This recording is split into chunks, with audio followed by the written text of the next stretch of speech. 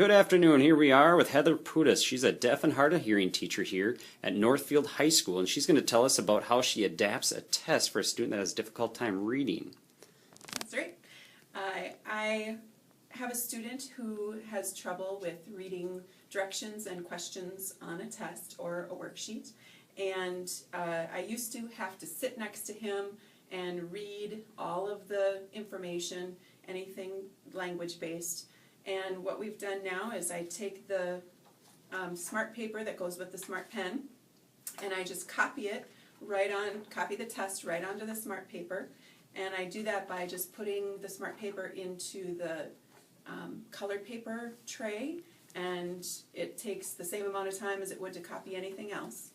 And then I can record all of the verbal information so that the student has more independence. He can listen to it at his own pace, and he can listen to it as many times as he wants to. Can you demonstrate that for us here? Sure. So, this is a math test that we've used, and it took me about 3 minutes to record this whole test, and it's two-sided. And so all I did was put a mark next to the different directions for each part, and the student just touches on that. Rename these mixed numbers as improper fractions. And then he can hear the directions and then fill out that part and go to the next one. Can you touch the second one? Sure. Rename these improper fractions as whole numbers or mixed numbers.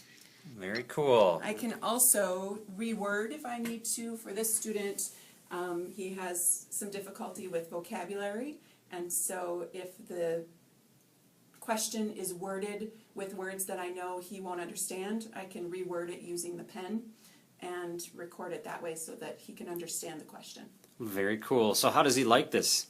He really likes it. He says that it's nice to have that independence and to be able to listen to it whenever he wants and as many times as he needs.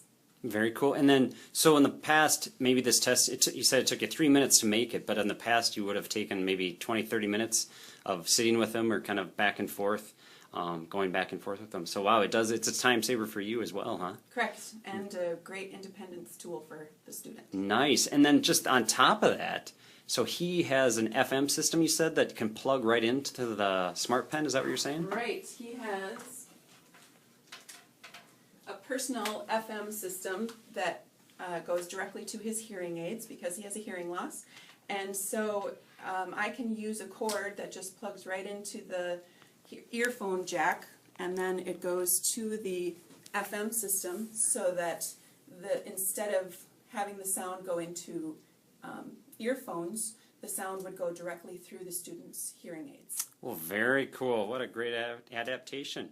Thank you for sharing that. You're welcome.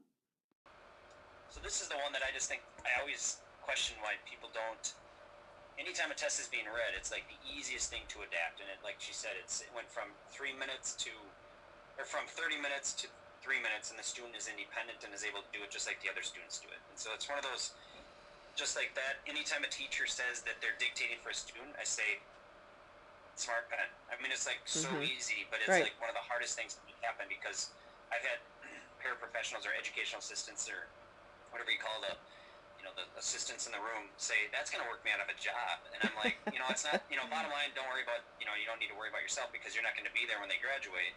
But it's going to take many years of adapting these things to make that, that we need to teach them the skills of how to be independent. And this is a strategy that can quickly and easily adapt. And I can almost say it's like, it'll work. If you have the pen, it'll work 99% of the time. It'll work, as where the iPad, all these other methods, there's so many steps in the process that it many times can have a challenge. And that's what I like so much about the smart pen, is that if you have it, it works. If you have the paper, it works. So. Any other comments from people that just watched the video?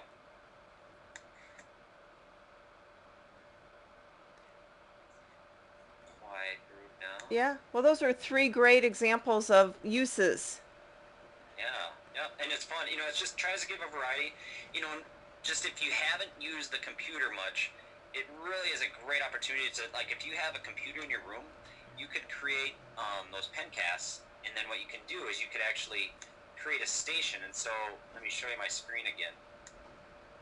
You could make your station, so say this is a 1, 2, 3 question test, and say you had a bunch of early childhood kids, and they all know how to get on the computer. You could have this on every computer, using Evernote or however you want to get it there. You could save those things on Evernote. It's actually just a PDF document, so you could put on a jump drive, put it on the computer, and then each student could click on these things and listen to the test being read to them. And so it's like, it doesn't have to be just the pen. It's like this whole other avenue. And like a huge one, I wish my teachers would do this for my son, is they could quickly, in 30 seconds, explain a worksheet that would probably take me 5 minutes to try to figure out what she's talking about by talking to my 4th grader who doesn't like to verbalize much about what's going on. Just like I think a lot of kids, if they can, you know what I mean? It's like you have direct connection with the parents, so you could constantly, one, use it to help kids that need to ask questions again in your classroom, but if you upload it to your website, parents could click on it and hear exactly what you're talking about. If you want to add QR code on there and everything, you'd really get exciting, but so just some things like that. Yep. And anybody jump in, wow, we're almost at 5 o'clock, aren't we? What time do you got? What time do you have? I have about 3 minutes after.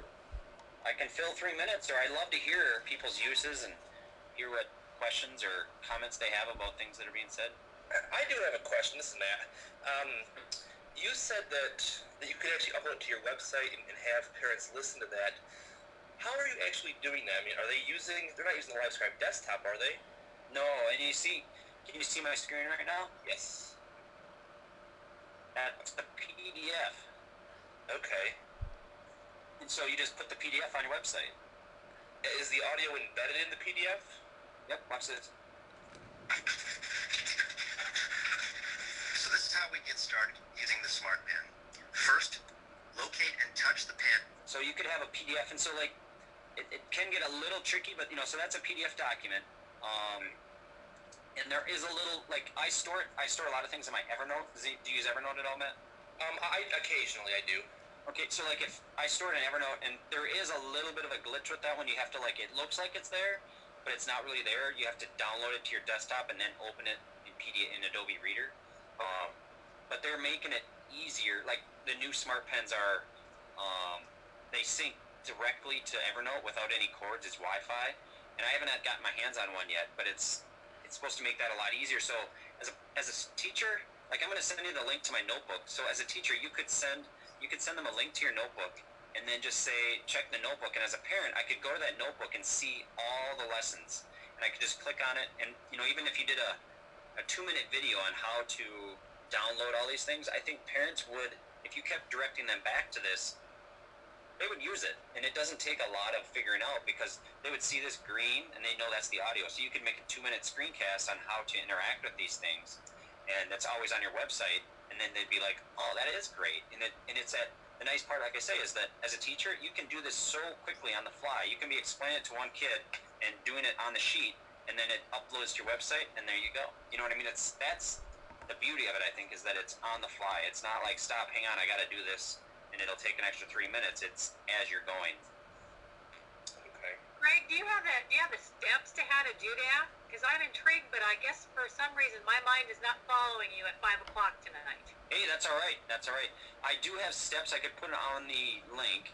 I have a video, I think, on how, because they're kind of in the midst of changing over things. I think there's a couple different ways to do it. I mean, run out of time, but there is one way where you can actually, like we have it set up. Anybody heard of LiveScribe Connect? It's an option for, so basically what I would do is on the bottom of my page, I would write a line and then put 2 initials on it, and then I would touch the paper with my pen. Can you see my video yet? No, I don't think so. I'm trying to get some non-verbals here, but I can't get it. Is you just draw a line on the bottom of the paper. I draw like GS for Greg Sumner, and then I tap the page with my pen, and then I would tap it again, and then next time I plug my pen in to the computer, it automatically sends me an email that's a PDF. And so that's one way you can do it, is with Connect. And the other way is you can take it and plug it in, and it goes to your LiveScribe desktop software, and then you convert it into a PDF, like you pull it out as a PDF. And I haven't done it lately, but I have the steps on how to do it. And then that's where you could take it and attach it to an email and email somebody, or you could take that PDF and throw it up on your website. Or if you had problems with parents downloading those PDFs, like you could link it to like LiveScribe. I think LiveScribe has their, on their website, you can click to it just like YouTube. You click to it and it play. Like, if you ever go to LiveScribe website, they have a whole ton of examples of how that works. So that's another way. There's and that's the good and the bad. There's multiple ways to do it, but it kind of makes it a little more complicated. So the ultimate thing is that you have some instructions that you can share, right? Yep. Good. I'll put those in the next 10 minutes. I'll get them to you. Okay, and I'll just shoot them out to you guys. Sounds good, thanks. You're welcome.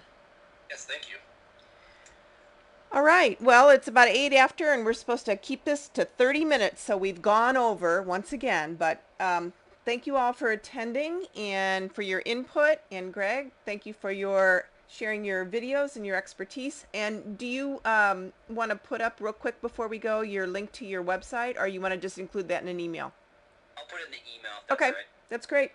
That's great. So we don't have a date set for the next one. We'll come up with a date, and I'll shoot out an email as we did this one, and hopefully if there's a topic that anybody is interested in and something you have a burning desire to kind of discuss as a group, do let me know.